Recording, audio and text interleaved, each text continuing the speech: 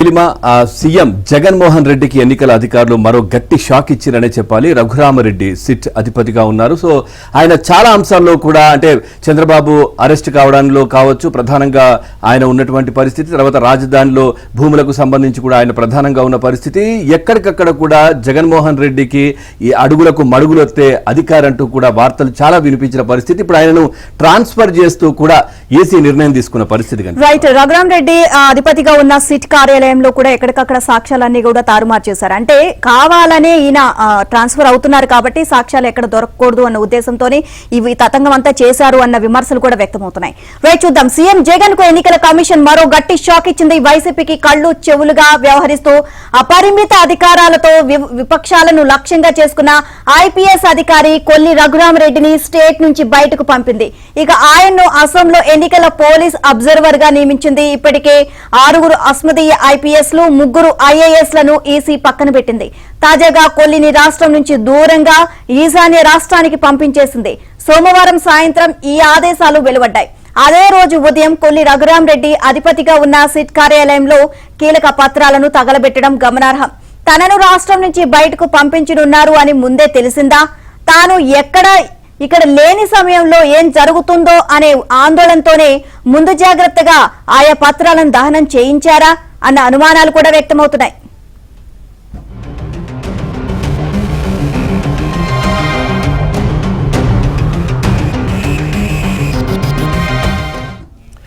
జగన్ అధికారంలోకి రాగానే రఘురామరెడ్డిని తన అంతరంగిక అధికారుల్లో ఒకరిగా నియమించుకున్నారు. రాజధాని భూములపై వేసిన సిట్కు ఆయనే అధిపతి. స్కిల్ కేసులో చంద్రబాబును అరెస్టు చేసిన అధికారి ఈయనే. ఇక విజిలెన్స్ అండ్ ఎన్ఫోర్స్మెంట్ విభాగం కూడా రఘురామరెడ్డి చేతుల్లోనే ఉంది. ఆ హోదాలో తాము చెప్పినట్లు వినని అధికారులపై ఆయన గురిపెట్టారనే ఆరోపణలు ఉన్నాయి. ఉన్నతాధికారులు చాలావని ఇక ఆయనను ఔషధ నియంత్రణ మండలి డీజీగా కూడా నియమించారు.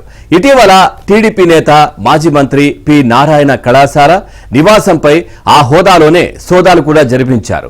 ఎన్నికల వేళ రఘురామరెడ్డి ద్వారా అటు తమ మాట వినని అధికారులు, ఇటు విపక్షాలను మరింతగా వేధించేందుకు జగన్ భారీ ప్రణాళిక రచించారనే ఆరోపణలు ఉన్నాయి. సరిగ్గా ఇదే సమయంలో జగన్ కు ఈసీ గట్టి దెబ్బ కొట్టింది.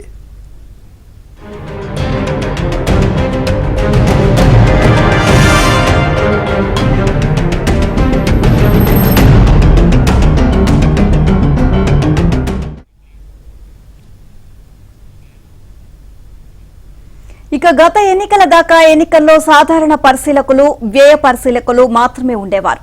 ఈ ఎన్నికల్లో పోలీస్ అబ్జర్వర్ ను కూడా నియమిస్తున్నారు. రాష్ట్రానికి చెందిన పలువురు అధికారులను ఇతర రాష్ట్రాలకు పరిశీలకులుగా పంపించారు. కొల్లి రఘురామరెడ్డిని అసోంలో 10 అసెంబ్లీ నియోజకవర్గాలకు పోలీస్ పరిశీలకులుగా నియమించారు. ఇక ఆయన గువాహటి కేంద్రంగా ఉండి విధులు నిర్వర్తిస్తారన్నట్టుగా కూడా తెలుస్తోంది. ఓవరాల్ గా ఈ అంశానికి సంబంధించి మరింత సమాచారాన్ని మా ఏపీ బ్యూరో చీఫ్ రామారావు నుండి తెలుసుకుందాం. Rama Rao, good morning. Rama Rao, updates ఏంటి రఘురామరెడ్డి ట్రాన్స్ఫర్స్ కు సంబంధించి? Very good morning. రాష్ట్రం నుంచి కొల్లి రఘురామరెడ్డిని అస్సాంకి పోలీసు ఎన్నికల పరిశీలకులుగా పంపించారు. నిన్న సాయంత్రం ఉత్తర్వులు జారీ అయినట్టుగా కూడా మనకు సమాచారం అందుతుంది.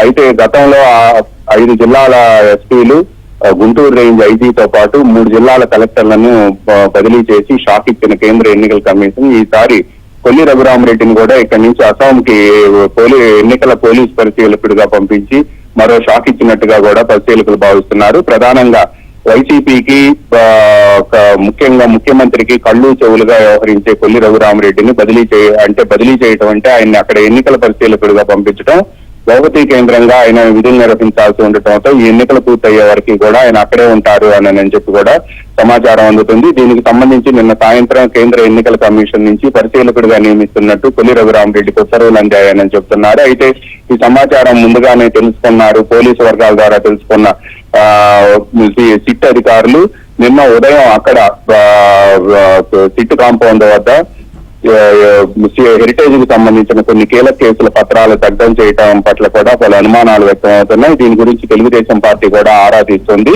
దీనికి సంబంధించి ఇప్పటికే నిన్న సిట్ వైజీగా ఉన్న రఘురామ్ రెడ్డి నిన్న దీనికి సంబంధించి ఒక వివరణ కూడా పంపించారు. అయితే దీనికి సంబంధించి వెంటనే తెలుగుదేశం పార్టీ నేతలు కూడా ఈ ప్రవర్తనా నియమావళి అమల్లో ఉన్న సమయంలో ఈ విధంగా కీలక కేసులోని పత్రాలను దగ్ధం చేయటం ఏమిటని, దీనిపై వెంటనే సమగ్ర విచారణ జరపాలి అని చెప్పి కూడా రాష్ట్ర సీఈఓ ముఖేష్ కుమార్ మీనాకు నిన్న ఫిర్యాదు చేశారు. దీనికి సంబంధించి సమగ్ర విచారణ కోసం కేంద్ర ఎన్నికల కమిషన్ కు లేఖ రాస్తున్నట్టు కూడా తెలుగుదేశం నేతలు చెప్పారు. ఈ నేపథ్యంలోనే కొల్లి రఘురామరెడ్డి బదిలీ ఇప్పుడు పెద్ద చర్చనీయాంశంగా మారింది. కొల్లి రఘురామరెడ్డిని బదిలీ కాకుండా ఆయన అక్కడికి ఎన్నికల పరిశీలకుడిగా నియమించడం, ఆయన రాష్ట్రం నుంచి బయటకు పంపించడం కూడా ఇప్పుడు పెద్ద చర్చనీయాంశంగా మారింది. ముఖ్యంగా గతంలో సిట్ పేరుతో విపక్ష నేతలపై గురిపెట్టడమే కాకుండా స్కిల్ కేసులో కర్నూలుకు వెళ్లి, నంద్యాలకు వెళ్లి అక్కడ తెలుగుదేశం అధినేత మాజీ ముఖ్యమంత్రి చంద్రబాబు నాయుడిని అరెస్ట్ చేయడంలో కూడా కొల్లి రఘురామరెడ్డి కీలక పాత్ర వహించడమే కాకుండా ప్రత్యక్షంగా పాల్గొన్నారు. ఇటీవల కాలంలో విజిలెంట్ అండ్ ఎన్ఫోర్స్మెంట్ సారథిగా ఆయనకు అపరిమిత అధికారాలు కావాలి అని చెప్పి కూడా ఆయన రాష్ట్ర ప్రభుత్వానికి ఒక లేఖ రాయగా, దీనిపై కొంతమంది కోర్టుకు వెళ్తే కోర్టుకి ఈ సమయంలో తాము విధానపరమైన నిర్ణయాలు తీసుకోలేము అని చెప్పి కూడా న్యాయ విభాగం చెప్పగా, దీనికి సంబంధించి కేవలం రాష్ట్ర ప్రభుత్వం మాత్రమే, మంత్రిమండలి మాత్రమే విధానపరమైన నిర్ణయాలు తీసుకోవాలని, ఇది తమ పరిధిలో లేదు అని చెప్పి న్యాయ విభాగం పేర్కొంది. ఇదే అంశాన్ని హైకోర్టుకు కూడా వివరించి ఇప్పుడు దీనికి సంబంధించి నిర్ణయం తీసుకునే అవకాశం లేదు, కోడ్ ఆఫ్ కాండక్ట్ అమల్లోకి వచ్చింది అని కూడా ప్రభుత్వ న్యాయవాది కోర్టుకు విన్నవించారు. ఔషధ నియంత్రణ విభాగం పైన కూడా ఆయనకు ఆధిపత్యం ఉంది.